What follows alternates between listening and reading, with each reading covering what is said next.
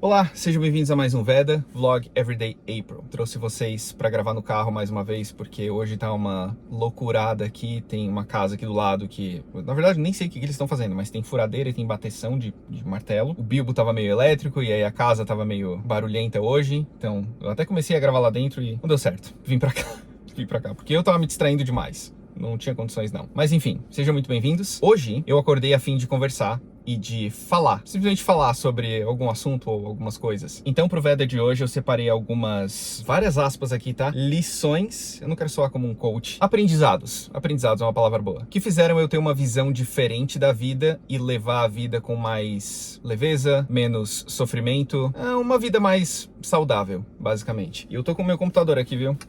Que eu coloquei os pontos aqui, que eu não quero me perder muito e falar demais. O que provavelmente vai acontecer, vocês me conhecem. Um dos assuntos que eu mais gosto de conversar é justamente esse, o sentido da vida e, enfim, terapia e filosofia e o que a gente tá fazendo nesse mundo que daqui a pouco o sol vai apagar e nada mais vai importar. Esses tipos de assuntos. Esses aprendizados são coisas que fazem muito sentido na minha vida. Podem não fazer sentido pra você e eu até entendo porque eu tenho uma visão muito, como é que eu posso dizer, objetiva de vida, mas enfim, eu espero que sirva pra alguma coisa. Comentário inútil, Luba. Primeiro, existem só dois tipos de situações na minha vida. Aquelas que eu controlo e aquelas que eu não controlo. O resultado disso é que eu sofro menos. Teve um grande peso que saiu das minhas costas quando eu entendi isso. De que eu estava sofrendo por coisas que, primeiro, não afetavam diretamente minha vida, mas também coisas que eu não controlava, não tenho o que eu fazer, não faz parte de mim. Vou tentar dar um exemplo. Coisas que eu não controlo. O que as pessoas dizem, o que as pessoas pensam e até o que as pessoas falam. Como já aconteceu diversas vezes no meu canal de eu ter falado A e muitas pessoas, ou uma pessoa, ou um grupo de pessoas, não importa, terem entendido X, Y, Z e vários outros caracteres aí que não estão nem no alfabeto. Paciência. É diferente quando você tá num grupo de amigos de, 5, 6 pessoas e você fala uma coisa que foi mal interpretada e aí você chama aquela pessoa e explica, olha só, na verdade eu quis dizer isso daqui, não queria te deixar chateado, etc. Imagina se eu fizesse isso com todo mundo que entendeu ou falou, ou pensou uma coisa errada relacionada ao que eu falei num vídeo meu. É completamente impraticável e são coisas que não afetam diretamente a minha vida. Mas eu vou tentar dar um exemplo um pouco mais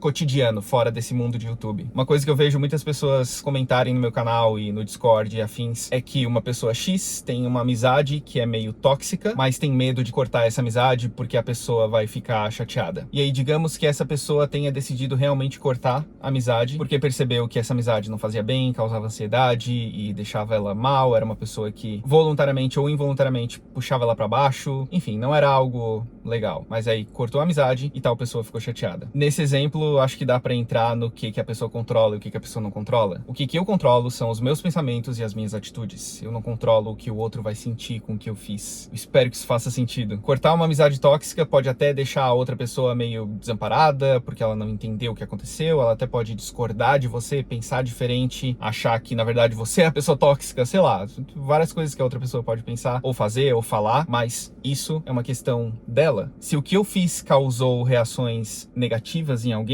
das duas uma, ou eu reavalio a situação, tento ver o outro lado, quero entender se eu tava certo ou se eu tava errado, vou tentar corrigir o que aconteceu de alguma maneira, não sei. Ou eu aprendo a lidar com o fato de que a pessoa ficou chateada e ela tem todo o direito de ficar chateada. Eu não tenho como controlar os sentimentos dela. Essa questão de o que eu controlo e o que eu não controlo é um dos princípios básicos de uma filosofia chamada estoicismo, que eu já comentei aqui no canal. Eu recomendo dar uma lida ou assistir uns vídeos sobre, porque é bem, como é que eu posso dizer, esclarecedor. Eu não sei se eu expliquei bem. E eu acho importante apontar também que isso não significa que as minhas atitudes não tenham consequências. Que não é, eu fiz isso aqui pra tal pessoa e foda-se, se ela ficou chateada, o problema é completamente dela. Todo mundo tem atitudes que não foram muito legais pra outra pessoa. E eu não sei vocês, mas sei lá, o meu objetivo não é deixar a outra pessoa chateada ou triste ou incomodada ou brava, mas tem certas situações que ela vai ter o direito de ficar triste, brava, irritada e chateada. Bom, a segunda coisa é, eu sou a principal fonte dos meus maiores problemas. Oh não! Elas estão chegando, as consequências das minhas próprias atitudes. Eu amo essa frase, de um jeito. As coisas na minha vida começaram a ficar mais fáceis depois que eu percebi que eu era o grande causador dos meus problemas. Porém, eu precisei de ajuda profissional para enxergar isso e mudar o jeito que eu me comportava. Os problemas que eu falo aqui nesse ponto são problemas relativos, porque obviamente tem muitos problemas nas nossas vidas que a gente não tem o que fazer, não tem como resolver e não tem como excluir. Por exemplo, eu vivo numa família preconceituosa, ou aconteceu um acidente na minha vida que foi catastrófico. Eu vivo numa cidade perigosa, eu dependo financeiramente de pessoas que não são muito legais, e etc, por aí vai. Mas deixa eu pegar um desses exemplos que eu falei. Digamos que eu viva numa família extremamente preconceituosa, mas assim, extremamente preconceituosa, a ponto de apoiar e expulsar seus filhos menores de idade porque assumiram homossexualidade. E eu dependo dessa minha família. Provavelmente não é uma boa ideia falar sobre homossexualidade, ou assumir, ou enfim,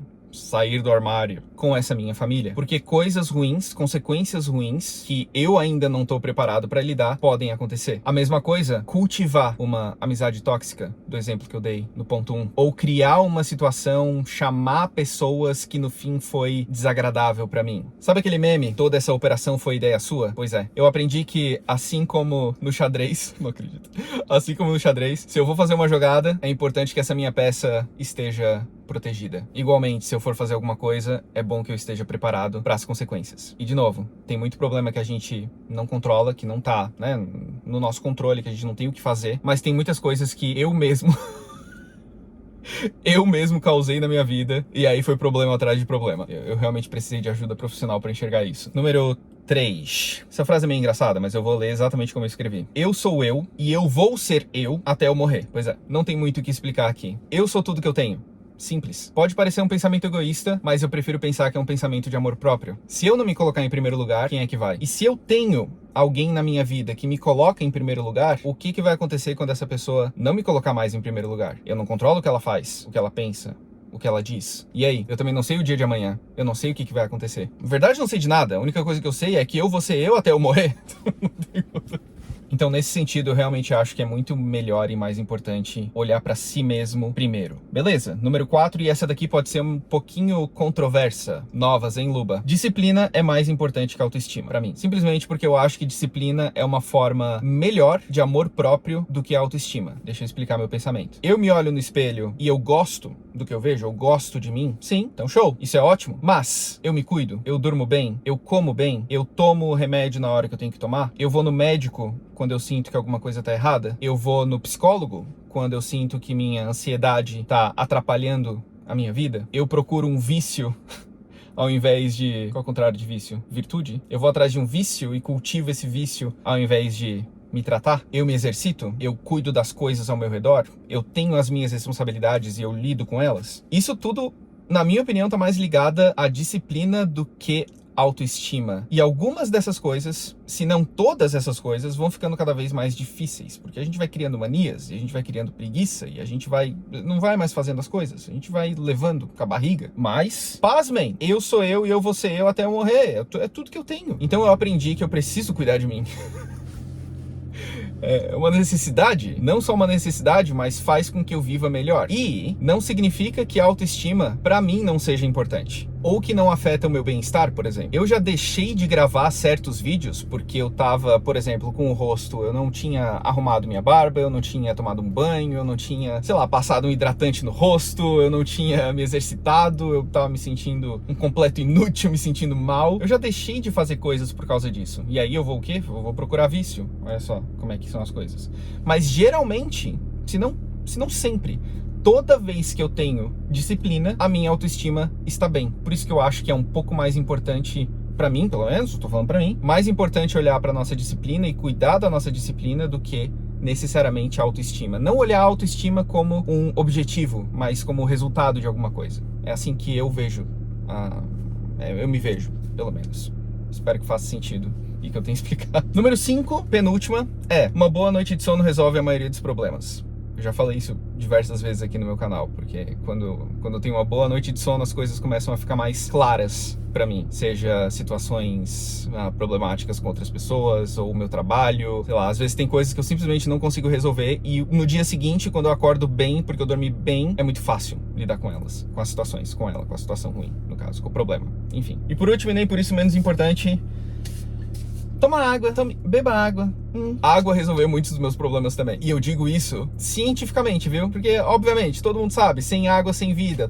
Beber água faz bem, porque, né, reduz dor de cabeça e não fica com pedra no rim e por aí vai, e afins. Mas, recentemente eu aprendi uma coisa que fez muita diferença. Existe um negócio no nosso corpo chamado noradrenalina. Não vou entrar em detalhes, mas a noradrenalina, junto com a adrenalina, eu acho que é praticamente a mesma coisa ali, mas enfim, é liberada quando a gente tá estressado. E adivinha? Eu tô estressado a maioria do tempo.